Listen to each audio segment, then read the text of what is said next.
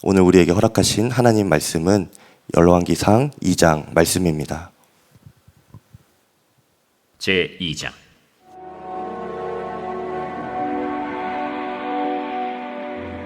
다윗이 죽을 날이 임박하매 그의 아들 솔로몬에게 명령하여 이르되, 내가 이제 세상 모든 사람이 가는 길로 가게 되었노니 너는 힘써 대장부가 되고 내 하나님 여호와의 명령을 지켜 그 길로 행하여 그 법률과 계명과 율례와 증거를 모세의 율법에 기록된 대로 지키라. 그리하면 내가 무엇을 하든지 어디로 가든지 형통할지라. 여호와께서 내 일에 대하여 말씀하시기를, 만일 내 자손들이 그들의 길을 삼가 마음을 다하고 성품을 다하여 진실이 내 앞에서 행하면 이스라엘 왕 위에 오를 사람이 내게서 끊어지지 아니하리라 하신 말씀을 확실히 이루게 하시리라. 스루야의 아들 요압이 내게 행한 일, 곧 이스라엘 군대 두 사령관 넬의 아들 아브넬과 예델의 아들 아마사에게 행한 일을 내가 알거니와, 그가 그들을 죽여 태평시대에 전쟁의 피를 흘리고 전쟁의 피를 자기의 허리에 띤 띠와 발에 신은 신에 묻혔으니 내 지혜대로 행하여 그의 백발이 평안히 스올에 내려가지 못하게 하라. 마땅히 길르앗 바르실레의 아들들에게 은총을 베풀어 그들이 내 상에서 먹는 자 중에 참여하게 하라. 내가 내 형 압살롬의 낯을 피하여 도망할 때 그들이 내게 나왔느니라. 바후림 베냐민 사람 게라의 아들 시므이가 너와 함께 있나니, 그는 내가 마하나임으로 갈 때 악독한 말로 나를 저주하였느니라. 그러나 그가 요단에 내려와서 나를 영접함으로 내가 여호와를 두고 맹세하여 이르기를, 내가 칼로 너를 죽이지 아니하리라 하였노라. 그러나 그를 무죄한 자로 여기지 말지어다. 너는 지혜 있는 사람이므로 그에게 행할 일을 알지니 그의 백발이 피 가운데 스올에 내려가게 하라. 다윗이 그의 조상들과 함께 누워 다윗 성에 장사되니 다윗이 이스라엘 왕이 된 지 40년이라. 헤브론에서 7년 동안 다스렸고 예루살렘에서 33년 동안 다스렸더라. 솔로몬이 그의 아버지 다윗의 왕위에 앉으니 그의 나라가 심히 견고하니라. 핫기스의 아들 아도니아가 솔로몬의 어머니 밧세바에게 나아온지라. 밧세바가 이르되, 네가 화평한 목적으로 왔느냐? 화평한 목적이니이다. 내가 말씀드릴 일이 있나이다.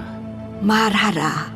당신도 아시는 바이거니와 이 왕위는 내 것이었고 온 이스라엘은 다 얼굴을 내게로 향하여 왕으로 삼으려 하였는데, 그 왕권이 돌아가 내 아우의 것이 되었음은 여호와께로 말미암음이니이다. 이제 내가 한 가지 소원을 당신에게 구하오니 내 청을 거절하지 마옵소서. 말하라. 청하건대 솔로몬 왕에게 말씀하여 그가 수냄 여자 아비삭을 내게 주어 아내를 삼게 하소서. 왕이 당신의 청을 거절하지 아니하리이다. 좋다. 내가 너를 위하여 왕께 말하리라. 밧세바가 이에 아도니아를 위하여 말하려고 솔로몬 왕에게 이르니, 왕이 일어나 영접하여 절한 후에 다시 왕좌에 앉고 그의 어머니를 위하여 자리를 베푸니 그가 그의 오른쪽에 앉는지라. 밧세바가 이르되, 내가 한 가지 작은 일로 왕께 구하오니 내 청을 거절하지 마소서. 내 어머니여 구하소서. 내가 어머니의 청을 거절하지 아니하리이다. 청하건대 수냄 여자 아비삭을 아도니아에게 주어 아내로 삼게 하소서. 어찌하여 아도니아를 위하여 수냄 여자 아비삭을 구하시나이까? 그는 나의 형이오니 그를 위하여 왕권도 구하옵소서. 그뿐 아니라 제사장 아비아달과 스루야의 아들 요압을 위해서도 구하옵소서. 하고 여호와를 두고 맹세하여 이르되, 아도니아가 이런 말을 하였은즉 그의 생명을 잃지 아니하면 하나님은 내게 벌 위에 벌을 내리심이 마땅하니이다. 그러므로 이제 나를 세워 내 아버지 다윗의 왕위에 오르게 하시고 허락하신 말씀대로 나를 위하여 집을 세우신 여호와께서 살아계심을 두고 맹세하노니 아도니아는 오늘 죽임을 당하리라. 하고 여호야다의 아들 브나야를 보내매 그가 아도니아를 쳐서 죽였더라. 왕이 제사장 아비아달에게 이르되 내 고향 아나도스로 가라. 너는 마땅히 죽을 자이로되 내가 내 아버지 다윗 앞에서 주 여호와의 궤를 메었고 또 내 아버지가 모든 환난을 받을 때 너도 환난을 받았은즉 내가 오늘 너를 죽이지 아니하노라. 하고 아비아달을 쫓아내어 여호와의 제사장 직분을 파면하니 여호와께서 실로에서 엘리의 집에 대하여 하신 말씀을 응하게 함이더라. 그 소문이 요압에게 들리매 그가 여호와의 장막으로 도망하여 제단 뿔을 잡으니 이는 그가 다윗을 떠나 압살롬을 따르지 아니하였으나 아도니아를 따랐음이더라. 어떤 사람이 솔로몬 왕에게 아뢰되 요압이 여호와의 장막으로 도망하여 제단 곁에 있나이다. 솔로몬이 여호야다의 아들 브나야를 보내며 이르되 너는 가서 그를 치라. 브나야가 여호와의 장막에 이르러 그에게 이르되 왕께서 나오라 하시느니라. 아니라 내가 여기서 죽겠노라. 브나야가 돌아가서 왕께 아뢰어 이르되 요압이 이리이리 내게 대답하더이다. 그의 말과 같이 하여 그를 죽여 묻으라. 요압이 까닭없이 흘린 피를 나와 내 아버지의 집에서 내가 제하리라. 여호와께서 요압의 피를 그의 머리로 돌려보내실 것은 그가 자기보다 의롭고 선한 두 사람을 쳤음이니 곧 이스라엘 군사령관 넬의 아들 아브넬과 유다 군사령관 예델의 아들 아마사를 칼로 죽였음이라. 이 일을 내 아버지 다윗은 알지 못하셨느니 그들의 피는 영영이 요압의 머리와 그의 자손의 머리로 돌아갈지라도 다윗과 그의 자손과 그의 집과 그의 왕위에는 여호와께로 말미암는 평강이 영원히 있으리라. 여호야다의 아들 브나야가 곧 올라가서 그를 쳐 죽이매 그가 광야에 있는 자기의 집에 매장되니라. 아멘. 하나님의 말씀입니다. 오늘 2장 말씀은 다윗의 뒤를 이은 솔로몬이 이제 그 이스라엘 전체 왕이 되었고 또 리더십을 통치자로서 견고히 세워가는 그런 이야기입니다. 그것이 12절과 또 오늘 읽지는 않았지만 46절에 두 번에 걸쳐서 솔로몬의 왕권이 견고히 세워졌다 이렇게 나오고 있는데요. 12절에 솔로몬이 그의 아버지 다윗의 왕위에 앉으니 그의 나라가 심히 견고하니라. 또 46절에 보면 여호야다의 아들 브나야에게 명령하매 그가 나가서 시므이를 치니 그가 죽은지라. 이에 나라가 솔로몬의 손에 견고하여 지니라. 이렇게 말씀하고 있습니다. 그런데 이 12절과 46절 두 구절을 자세히 보면 한 가지 차이가 있는데요. 솔로몬의 손이라는 표현입니다. 12절은 솔로몬이 그 다윗 왕의 자리에 그대로 올랐을 때 나라가 태평성대를 이루고 견고히 세워졌다 하는 내용이고요. 46절에는 솔로몬이 그의 손으로 나라를 견고하게 했다 이런 의미를 우리에게 알려주는 것입니다. 그 차이가 무엇인지 오늘 좀 자세하게 보겠는데요. 먼저 12절에 대해서 보면은 다윗은 그가 왕으로서 통치를 할 때에 하나님의 주권을 강하게 인정하고 또 의지하고 결국은 주님께 순종할 줄 아는 사람이었습니다.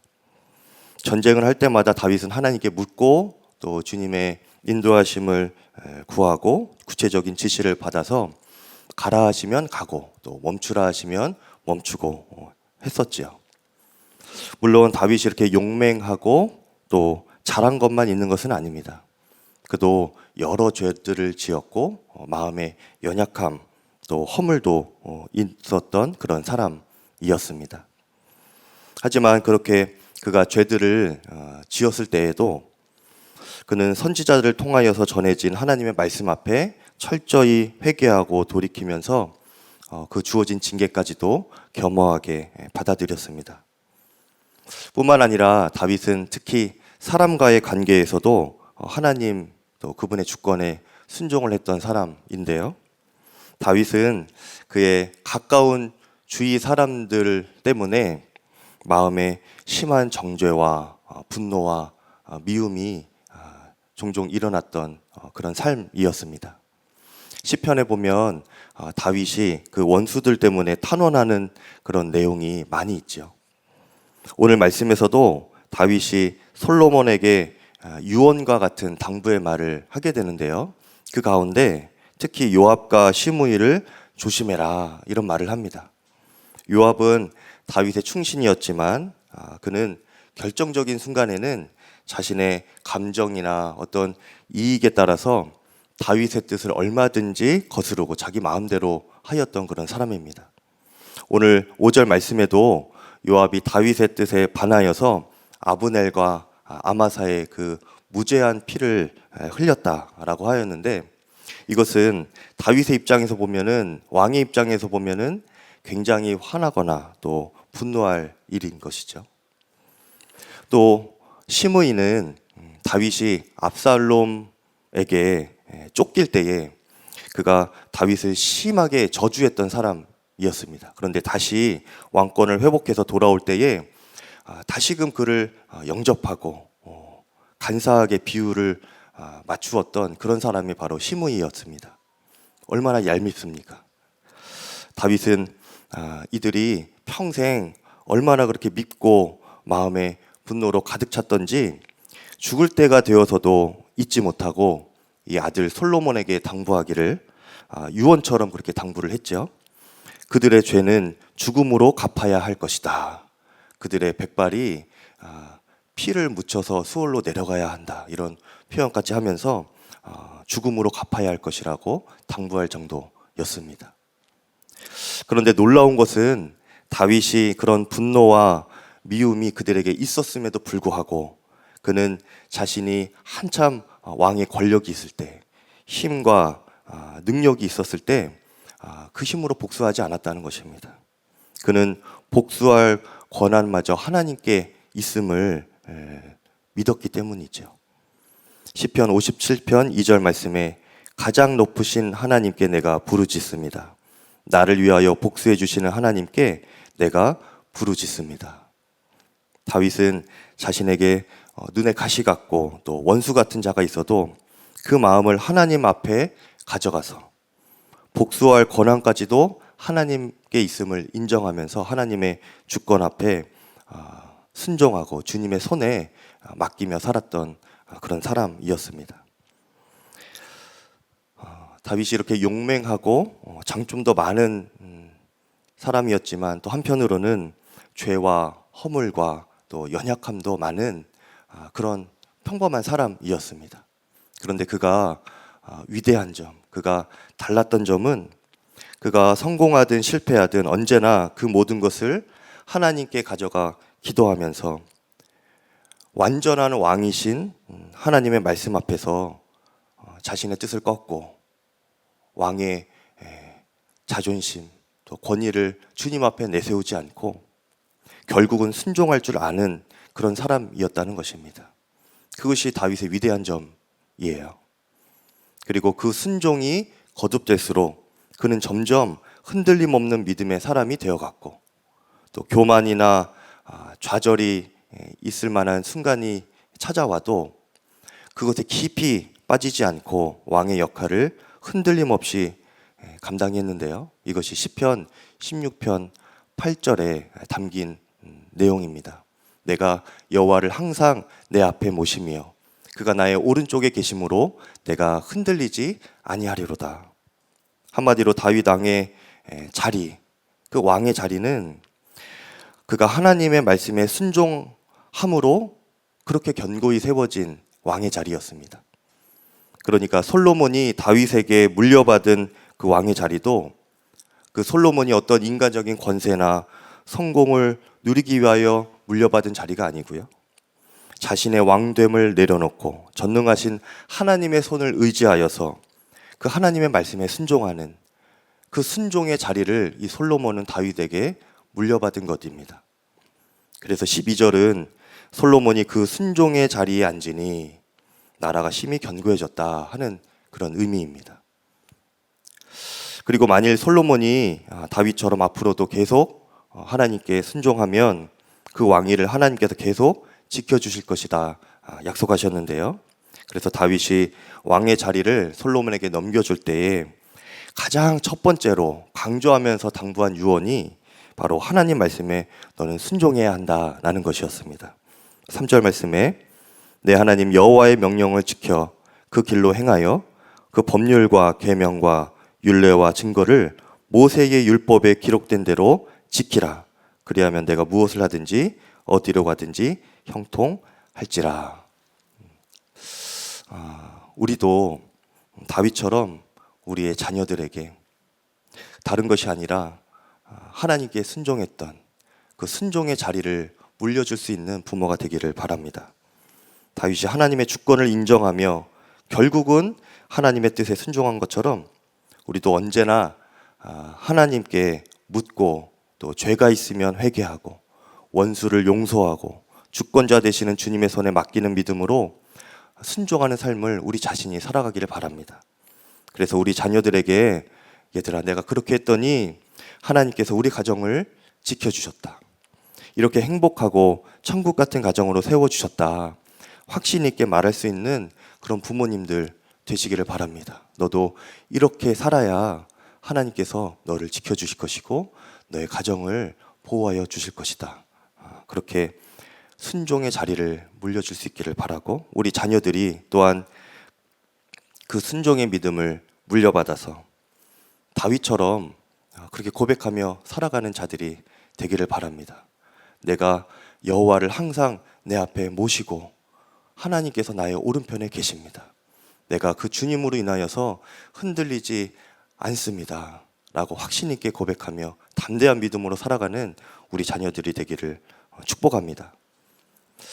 다윗에게 그렇게 왕위를 넘겨받은 이 솔로몬이 이제 13절부터는 이제 자신이 홀로 이스라엘의 최고 리더십이 되어서 나라를 견고하게 세워갑니다. 그런데 안타까운 것은 그 가운데 13절에서 46절 사이에 아도니아, 요압, 시므이가 죽게 되고요. 또 제사장인 아비아달은 추방을 당합니다. 확실히 솔로몬은 다윗과 다른 면이 있었습니다. 12절에서는 하나님의 손을 의지하여 또 순종하여 다윗의 왕권이 견고해졌다면 46절까지는 솔로몬의 손 안에서 나라가 견고해졌다고 알려주고 있습니다. 솔로몬이 홀로 리더십을 세워가는 그 초반의 이야기에 하나님의 주권이나 은혜 또 자비와 용서들이 보이기보다는 하나같이 죽고 추방하는 이야기가 드러나는 것을 보면 이 성경이 솔로몬에 대해서 뭔가 좋지 않은 면을 이야기해주고 싶은 그런 의도가 있어 보입니다. 그것을 오늘 성경은 나라가 솔로몬의 손에 견고하여지니라 라고만 설명하고 있습니다. 이것이 어떤 의미인지 더 구체적인 것은 내일 나옵니다. 3장에 나오니까 내일 시작할 때 자세히 말씀드리고요. 오늘은 그렇게 제거된 3명 중에 아도니아 이야기를 하고 말씀을 마치려고 합니다. 아도니아는 지난주 저희가 1장을 보았을 때에 스스로 왕이 되려고 하다가 온갖 노력을 하다가 또 실패하였죠. 그런데 가까스로 목숨은 부지했습니다. 반역에 실패했지만 그야말로 은혜로 그의 목숨을 건진 사람이죠. 그러면 가만히 있어야 하지 않겠습니까? 조용히 감사하게 이렇게 지내야 되는데 오늘 그가 밧세바를 통하여서 엉뚱한 일을 하나 또 시작을 합니다. 밧세바에게 찾아가서 밧세바여 당신이 솔로몬에게 이렇게 좀 말해 주십시오.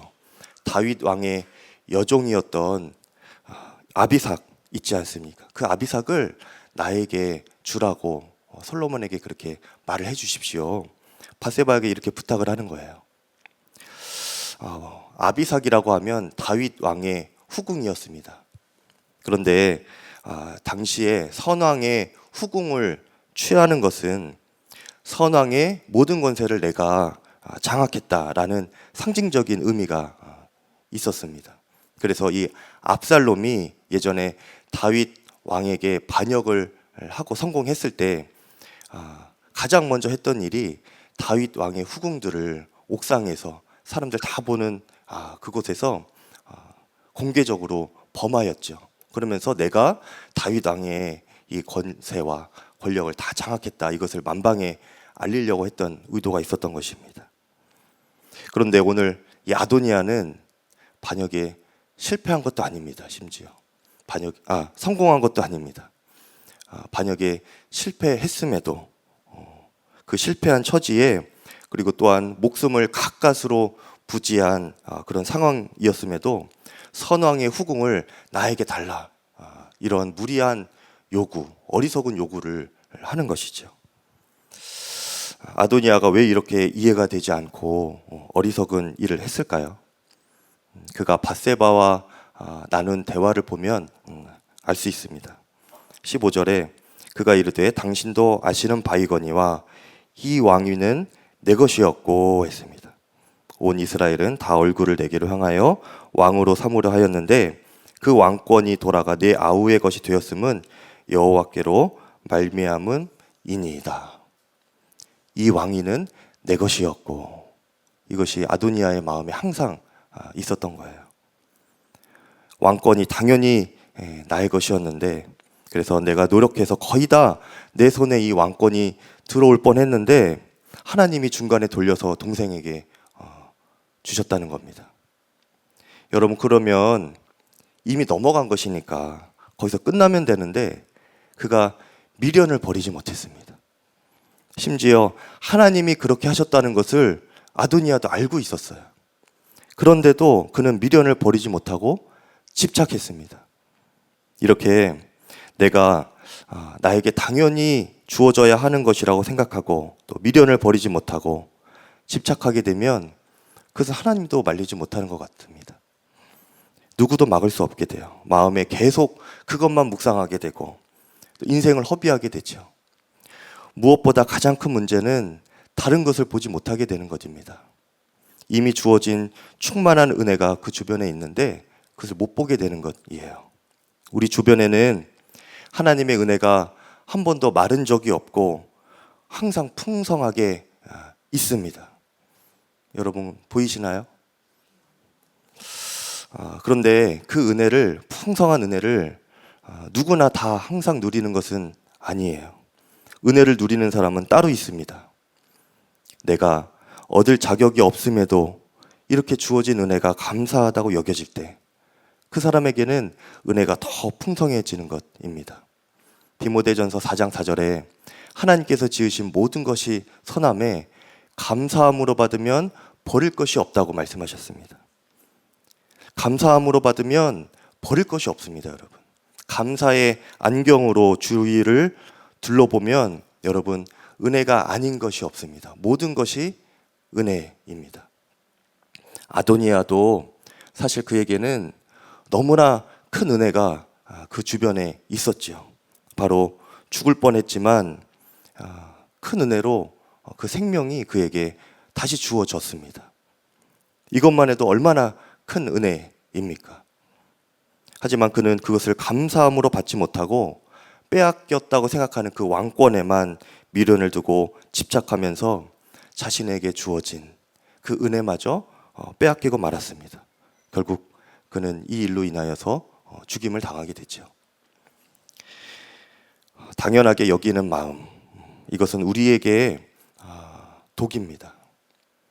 당연하게 여기는 마음은 우리와 우리 주변에 연결된 그 은혜의 동아줄을 스스로 끊어버리는 칼과 같습니다.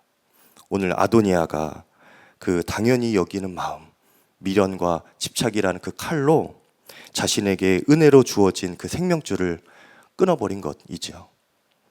여러분, 그리스도인에게는 무엇이든지 당연한 것은 없습니다. 당연히 내 것이라는 것은 그리스도인에게는 없습니다. 그저 주어진 것에 감사할 뿐인 것이죠. 하나님께서 여러분에게 지어주신 모든 것은 다 선한 것입니다. 그것을 감사함으로 여기며 받으시면 되는 것이지요. 미련을 버려야 그 은혜가 비로소 보이게 되는 것입니다. 불평의 칼로 은혜를 잘라버리는 어리석음이 우리 안에 없기를 바랍니다. 언제나 감사의 안경을 끼고 풍성하고 선한 것, 풍성한 은혜를 우리 주변에 허락하신 그 주님 앞에 감사함으로 받으며 살아가시기를 간절히 축복합니다. 이 시간 함께 기도하겠습니다.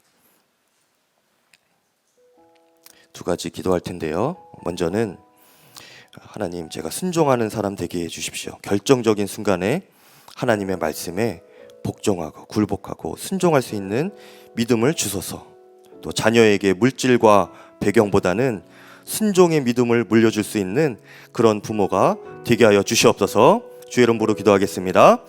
주여, 하나님 아버지 감사합니다. 하나님 아버지께서 우리의 마음 가운데 하나님께서 전능하심과 주의 말씀이 완벽하심과 주의 뜻이 하나님 완벽히 우리 가운데 세워진 것을 알게 하여 주시옵소서.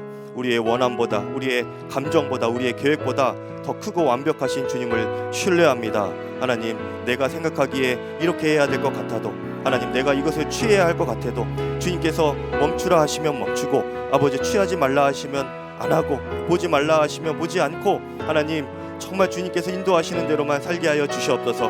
결정적인 순간에 하나님 정말 주님의 주권 앞에, 전능하신 주님 앞에 주님을 경외하는 마음으로 순종하는 삶을 저희 자신이 살아가게 하여 주시고, 그 믿음을 자녀들에게 물려주게 하여 주시옵소서. 물질과 배경보다 하나님 정말 주님께서 아버지 나에게 어떤 말씀을 하셨는지, 내가 그 주님의 말씀에 어떻게 순종하였는지 그 순종의 역사를 자녀들에게 알려주고, 자녀들도 그렇게 하였을 때 평탄함과 흔들리지 않는 삶을 살아갈 수 있다고 아버지 자신 있게 말할 수 있는 저희 자신이 되게 하여 주시옵소서. 한 번 더 기도할 때 기도 제목 붙잡고 기도하시고 개인 기도로 들어가시면 되겠습니다. 두 번째로 기도할 때는 하나님, 제가 당연히 여기지 않겠습니다. 내 것이 아닌 것에 미련과 집착을 버리게 하여 주시옵소서. 언제나 감사의 안경으로 내 삶을 바라보고 주변에 가득한 은혜를 발견하여서 모든 것이 은혜임을 알게 하여 주시옵소서. 세상 소망 다 사라져가도 주님의 사랑과 은혜는 언제나 풍성하고 넘치는 것을 제가 알게 하여 주시고, 그 주님만 붙잡고 소망하며 살게 하여 주시옵소서. 주의 이름으로 기도하겠습니다. 주여, 할렐루야 할렐루야. 오 주 하나님 감사합니다. 하나님, 우리에게 감사의 마음이 더 회복되게 하여 주시옵소서. 우리의 눈을 바꾸어 주시옵소서. 불평과 불만, 미련과 집착이 마음에서 다 떠나가게 하여 주시옵소서. 내 것이 아닌 것인데 탐하였고 부러워하였고 시기하였고 질투하였던 마음이 있다면 하나님, 그것으로 인생을 허비하지 않게 하여 주시옵소서.